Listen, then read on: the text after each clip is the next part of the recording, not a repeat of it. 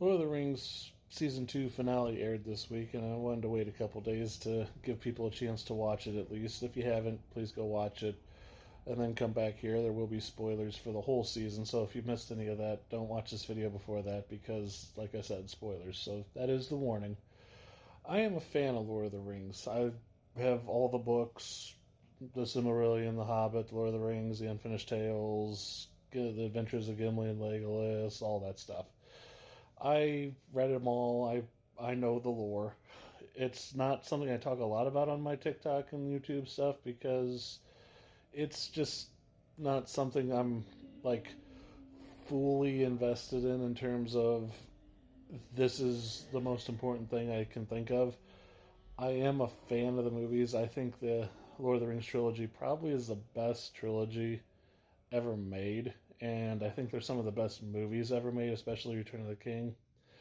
But I do know they have differences from the source material, which, let's face it, a lot of the criticisms of Rings of Power is it varies from the source material, and I always found that strange because there are massive differences in the stories of the movies versus the stories of the books.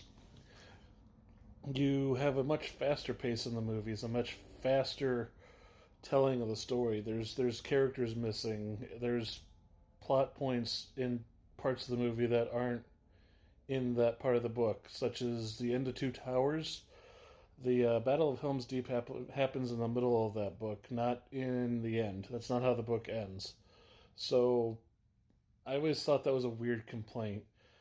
And just taking the Battle of Helm's Deep, when the elves show up, I saw a comment that was really interesting where the person states that elves show up even though they're not in the Battle of Helm's Deep because it was to show that the elves were still four men and wanted to do their part, and they were still fighting Sauron in the Battle of Mirkwood, which is true at that point in time in the book. But my argument to that is then why didn't Peter Jackson have dwarves in the battle, the Pelennor Fields battle in Return of the King? Because while that's going on in the north towards Dale, you have men and dwarves fighting against Sauron's forces in the north. Whereas even if Sauron loses the Battle of Pelennor Fields, if he wins that battle, chances are he's going to come through and sweep out Gondor still. That's how important that battle was. And there was a lot of sacrifices and major character deaths in that battle. But it's completely omitted from the movies. But, we don't complain about that. We just complain about this show because, it's different than the Silmarillion, which, if you've read, is quite literally impossible to translate into a movie. You can't do it. Plus, they can't do it because they don't have the rights because the Tolkien estate has those rights and they're not giving them up to anybody. So you're kind of stuck with appendices and footnotes and things like that. And honestly, I think the showrunners have done a really good job, especially in season 2.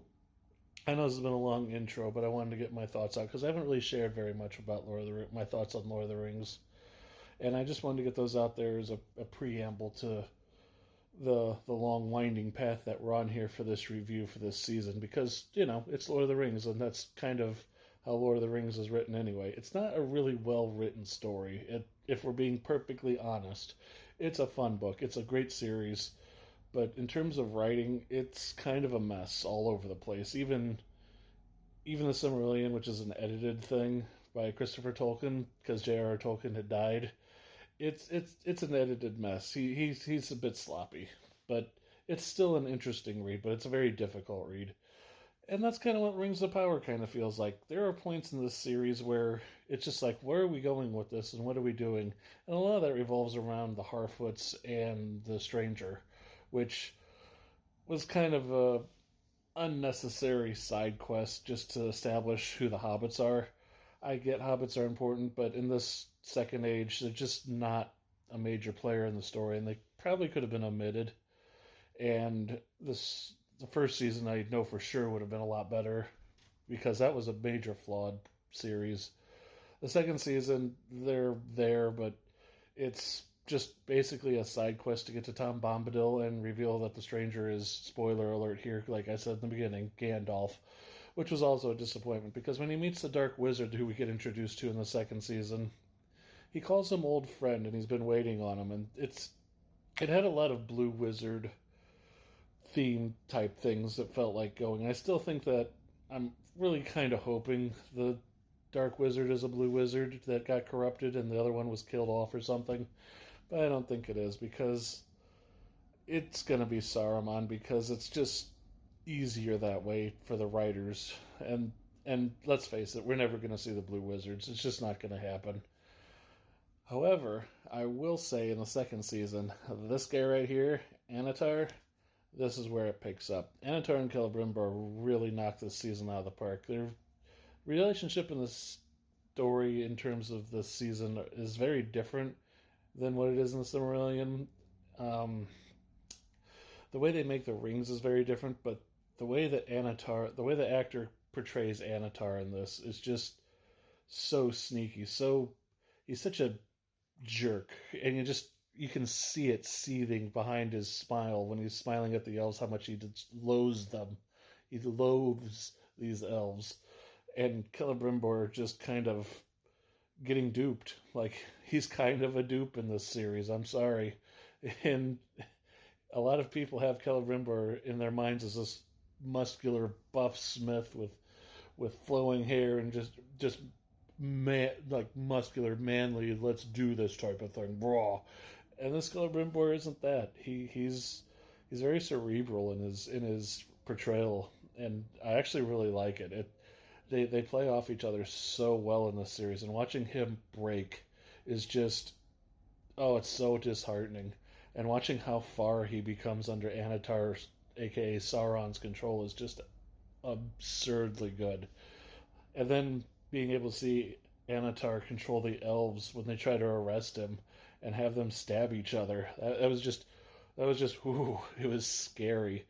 And then the prophecy from Celebrimbor to Anatar about him being the Lord of the Rings and a prisoner of the rings, and the ring will destroy him. And then he gets impaled and put on a pike and just left there against a post. And it's just like, ooh. Because in the book he becomes the banner, like, for Sauron's army.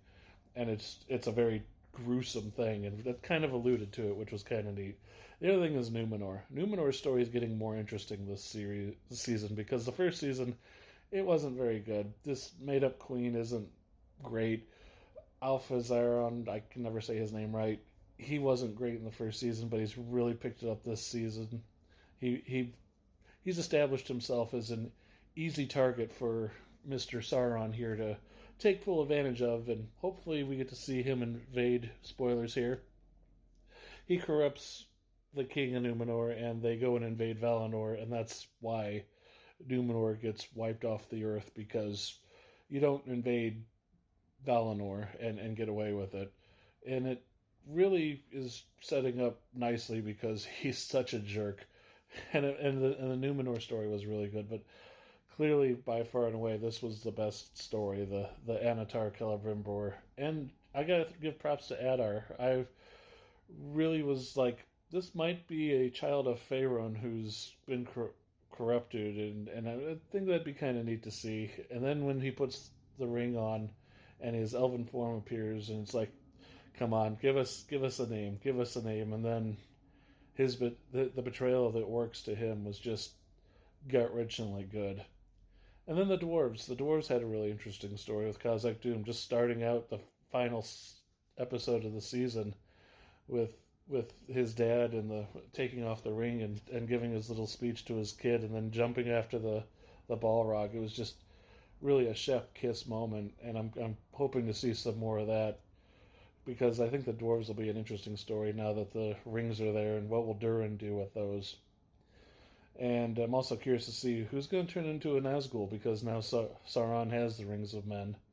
So it set up some good stuff for Season 3, and I'm curious to see what will happen in terms of that. Anyway, those are my thoughts. I wanted to share a little bit. I know it's a long 10-minute video, but it's an interesting series, I think, and I think it deserves a third season, and I hope it gets one. I know there's a lot of hate for it, but, there's a lot of hate for a lot of things. I enjoyed it. I give it, right around a 7.5, 8 out of 10. Anyway, let me know what you thought of it.